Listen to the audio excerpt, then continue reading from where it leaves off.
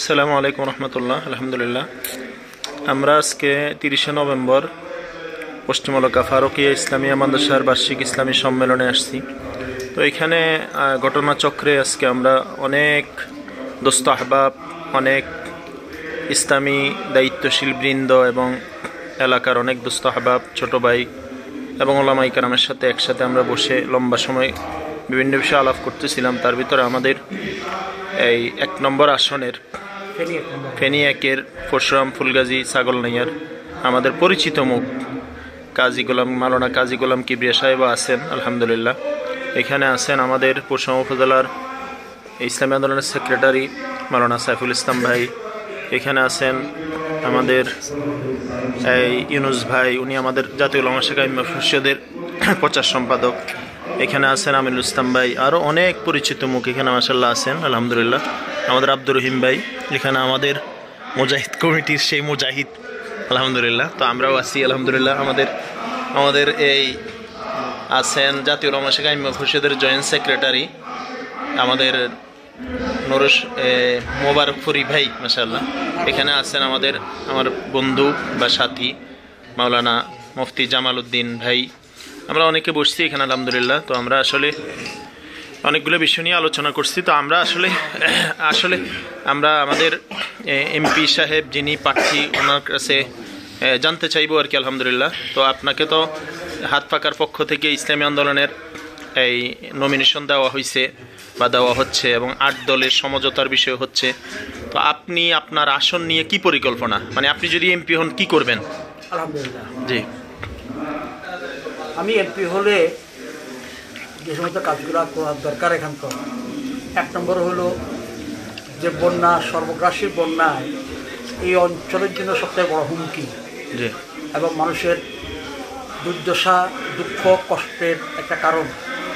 সেই বন্যার টেকসই বাঁধ নির্মাণের ব্যাপারে সবথেকে ভূমিকা থাকবে আমার। এরপরে মাদক সন্ত্রাস, চাঁদাবাজি, দুর্নীতি, দুঃশাসন, এগুলোর বিরুদ্ধে জোরালো ভূমিকা রেখে এগুলোকে নির্মূলের প্রচেষ্টা 100% থাকবে আমার। এলাকার সকল বেকার যুবক যারা, ওদের কর্মসংস্থানের জন্য সার্বিক ব্যবস্থাপনা করা, সাথে সাথে এই অঞ্চলের যে সমস্ত সমস্যাগুলো আছে, যেহেতু আমি এই এলাকারই মানুষ, আমার বিদেশে ব্যাংক অ্যাকাউন্টও নাই, ঢাকা চিটাং বাড়ি নেই, এই আমার আসনেই আমি চা দোকানে বসে চা খাই সবার সাথে মিলেমিশে। গ্রামের মানুষ, এলাকার মানুষ, আমি সর্বক্ষণ এলাকায় থাকব। আমি এলাকার সকল মানুষের দুঃখ দুর্দশার সাথী হব, মানুষের ঘরে ঘরে ঘুরব, সরকারি সহযোগিতা যেগুলো আসবে আমি কাঁধে বহন করে মানুষের ঘরে পৌঁছে দেবো ইনশাআল্লাহ। রাস্তাঘাট মেরামত করব এবং স্কুল, কলেজ, মাদ্রাসা এগুলা সুন্দরভাবে যাতে চলে, আরও যাতে নতুন নতুন করে হয়, সেবার অগ্রণী ভূমিকা রাখবো। এলাকার মানুষকে শিক্ষিত করার ব্যাপারে, সচেতন করার ব্যাপারে আমার সার্বিক প্রচেষ্টা থাকবে ইনশাআল্লাহ। এলাকার সকল জনগণকে সাথে নিয়ে সবার সুপরামর্শে আমি আমার আসনকে আমি ফেলে সাজাবো ইনশাআল্লাহ। মাশাআল্লাহ, আলহামদুলিল্লাহ। এখন এখানে আরেকটা কথা আর কি, যেহেতু আপনি ইসলামী আন্দোলনের হাত পাকার নমিনেশন প্রার্থী বা নমিনেশন দেওয়া হয়েছে আপনাকে ইসলামী আন্দোলনের পক্ষ থেকে, আবার আমরা শুনতেছি যে 8টা ইসলামিক দলের সমঝোতা হচ্ছে। তো সমঝোতায় এখানে মানে কেন্দ্রীয়ভাবে বা আপনাদেরকে যাদেরকে নমিনেশন দেওয়া হয়েছে, এখানে যদি এই মনে করেন আপনি এখন নমিনেশন আছে বা যদি কেন্দ্র থেকে পরামর্শ করে আপনাকে বসে যাওয়ার জন্য বলা হয়, তখন আপনার পরিকল্পনা কি হবে? কোনো সমস্যা নেই, যেহেতু 8 দলের সমঝোতা হয়েছে, আমরা এক বক্স নীতিতে আছি। আমরা এই দেশে ইসলাম, দেশ ও মানবতার কল্যাণে কাজ করব, ন্যায় বিচারের স্বার্থে আমরা কাজ করব। সুতরাং যে 8 দলীয় নির্বাচনী সমঝোতা হয়েছে, সমঝোতার ভিত্তিতে যদি আমাকে এই আসনে বসতে বলে, আমার দল যদি বলে, আমার আমির যদি বলেন, মোহতারাম আমির ইসলামী আন্দোলন বাংলাদেশের মোহতারাম আমির বঙ্গবীর পীর সাহেব চরমনাই, আমার শায়েখ, আমার আমির যদি আমাকে নির্দেশ দেন যে আপনি এখানে বসে যান, অন্য প্রার্থী দেওয়া হবে, আমি কাল বিলম্ব না করে বসে যাব। তার পক্ষে আমি জান প্রাণ দিয়ে তাকে আমি বিজয়ী করার জন্য চেষ্টা করবো ইনশাআল্লাহ। মাশাআল্লাহ, এখানে আছে আমাদের ছোট ভাই আমাদের মাওলানা সাইফুল ইসলাম ভাই, ইনি নবনির্বাচিত পরশুরাম উপজেলা ইসলামী আন্দোলনের সেক্রেটারি। তো আপনার কি পরিকল্পনা পরশুরাম নিয়ে? আপনি তো একটা দলের সেক্রেটারি, শুধু দল নিয়ে ফিকির না সবাইকে নিয়ে ফিকির? আসসালামু আলাইকুম রহমতুল্লাহ।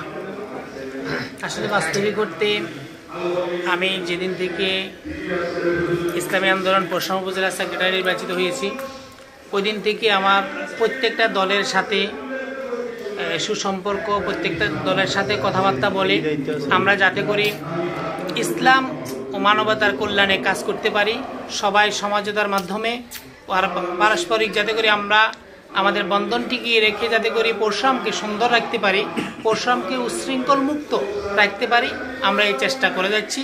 আমি যতদিন পর্যন্ত থাকবো ইনশাআল্লাহ সকলের সাথে সুসম্পর্ক রেখে যাতে করে পরশুরামকে একটা মডেল উপজেলা হিসাবে আমরা আখ্যায়িত করতে পারি এ ব্যাপারে আমরা চেষ্টা করে যাবো ইনশাআল্লাহ। হ্যাঁ, মাশাআল্লাহ। এখানে আমাদের অনেক ভাইরা আছেন, আলহামদুলিল্লাহ অনেক ভাইরা, ছোট ভাই এবং আলহামদুলিল্লাহ সবগুলো প্রিয় মুখ আছেন। আমাদের পিছনে আছেন আমাদের এই মোবারক হোসেন নূরপুরি ভাই। নূরপুরি ভাই, আপনি তো জাতীয় উলামা শাখা ইমাম পরিষদের জয়েন্ট সেক্রেটারি।